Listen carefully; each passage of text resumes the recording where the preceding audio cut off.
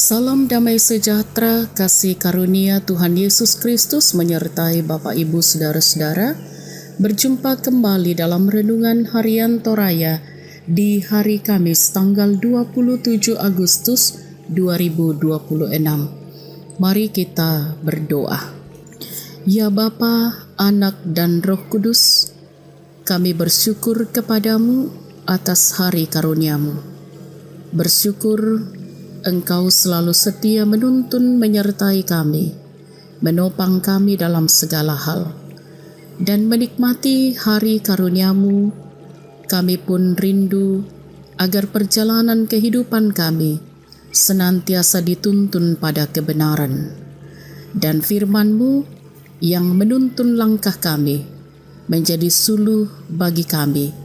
Karena itu, kami mohon Roh Kudus menolong kami dalam membaca dan merenungkan firman-Mu, sehingga kami mengerti dengan benar dan kami setia menghidupinya dalam kehidupan ini. Ampuni dosa kami, dalam nama Tuhan Yesus kami berdoa. Amin. Bacaan Alkitab dari Injil Lukas pasal 6 ayat 6 sampai ayat 11. Yesus menyembuhkan orang pada hari Sabat. Pada suatu hari Sabat lain, Yesus masuk ke rumah ibadat lalu mengajar. Di situ ada seorang yang mati tangan kanannya. Ahli-ahli Taurat dan orang-orang Farisi mengamat-amati Yesus kalau ia menyembuhkan orang pada hari Sabat, supaya mereka mendapat alasan untuk menuntut Dia. Namun, Ia mengetahui pikiran mereka, lalu berkata kepada orang yang mati tangannya itu, "Bangunlah dan berdirilah di tengah." Orang itu pun bangun dan berdiri. Lalu Yesus berkata kepada mereka, "Aku bertanya kepada kamu, manakah yang diperbolehkan pada hari Sabat, berbuat baik atau berbuat jahat, menyelamatkan nyawa orang atau membinasakannya?" Setelah memandang mereka semua di sekelilingnya, Ia berkata kepada orang sakit itu, "Ulurkanlah tanganmu." Orang itu berbuat demikian dan pulihlah tangannya. Kemarahan mereka meluap, lalu mereka berunding tentang apa yang akan mereka lakukan terhadap Yesus. Amin. Tema renungan kita ialah kebaikan tidak mengenal waktu, atau dalam bahasa Toraja dikatakan kameluan tang napuri attu. Saudara-saudara yang diberkati oleh Tuhan, seringkali kita ingin melakukan sesuatu yang baik, tetapi menundanya karena merasa belum saatnya. Kita berkata, "Nanti saja kalau ada waktu," atau "bukan sekarang." Tanpa sadar, kesempatan untuk melakukan kebaikan kadang lewat begitu saja. Dalam perikop hari ini, diceritakan bahwa Yesus Kristus masuk ke rumah ibadat pada hari Sabat. Di sana ada seorang yang tangannya lumpuh.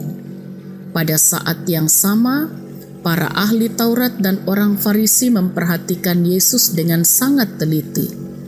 Mereka ingin melihat apakah Yesus akan menyembuhkan orang itu pada hari Sabat, supaya mereka bisa mencari kesalahannya.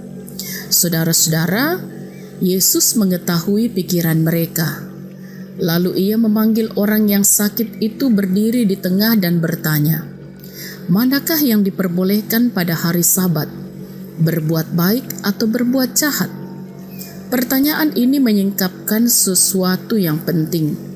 Bagi Yesus, melakukan kebaikan tidak seharusnya ditunda hanya karena aturan atau waktu tertentu.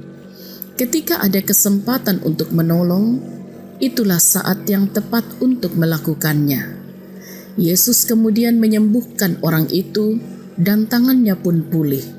Namun ironisnya, orang-orang yang menyaksikan mujizat itu justru menjadi marah.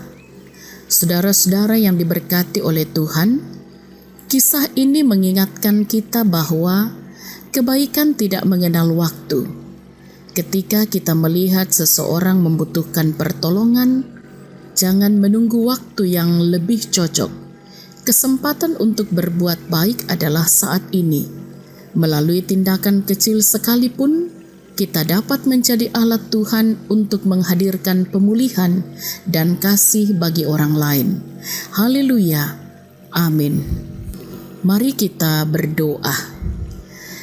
Ya Allah, kami bersyukur kami terus boleh diberi kesempatan untuk membaca dan merenungkan firman-Mu, menuntun kami bahwa kebaikan tidak mengenal waktu, dan melalui tindakan kecil sekalipun, kiranya kami dapat menjadi alat Tuhan untuk menghadirkan pemulihan dan kasih bagi orang lain. Diberkatilah kami oleh firman-Mu, dan dimampukanlah kami oleh Roh Kudus untuk menghidupinya. Bersyukur bahwa kasih-Mu terus menopang kami, dan kami percaya Engkau jugalah yang akan menyertai kami di sepanjang hari ini, bahkan sepanjang hidup kami, dengan segala aktivitas yang Tuhan karuniakan. Diberkatilah setiap orang tua ataupun anak-anak, dijaga dilindungi dalam berbagai tugas tanggung jawab dan peran setiap hari. Diberkatilah apa yang dikerjakan dan diusahakan. Diberkatilah mereka yang sedang bergumul dengan sakit. Dipulihkanlah keadaan mereka dan dikuatkanlah, dihiburkanlah yang berduka dan diberi kelegaan yang sedang berbeban berat. Disempurnakanlah sukacita anak-anak Tuhan yang boleh menikmati cinta kasih Tuhan lewat pertambahan usia, ulang tahun perkawinan, atau apa yang boleh dicapai dalam kehidupan ini untuk selalu bersyukur dalam segala hal. Diberkatilah bangsa kami dalam berbagai kemelut yang sedang dihadapi oleh bangsa ini. Kiranya kuasa dan kasih Tuhan senantiasa dinyatakan di dalam kehidupan kami bersama. Dan doa kami bangsa kami dipulihkan dari berbagai situasi dan keadaan. Juga dituntunlah para pemimpin-pemimpin bangsa kami untuk juga tetap setia memimpin bangsa ini mengemban amanah dengan baik. Dan dimampukanlah sebagai warga negara, kiranya kami sungguh-sungguh menghidupi kasih Tuhan dimanapun Tuhan mengutus kami. Dan diberkatilah gereja-Mu dalam kehadirannya di tengah-tengah dunia ini untuk terus menyatakan persekutuan, kesaksian, dan pelayanan. Kami mohon ampuni dosa kami Tuhan, sempurnakan doa kami. Kami berdoa dalam nama Tuhan Yesus, itulah Tuhan dan Juru Selamat kami. Amin. Saudara-saudara, Tuhan memberkati engkau dan melindungi engkau. Tuhan menyinari engkau dengan wajah-Nya dan memberi engkau kasih karunia. Tuhan menghadapkan wajah-Nya kepadamu dan memberi engkau damai sejahtera. Amin.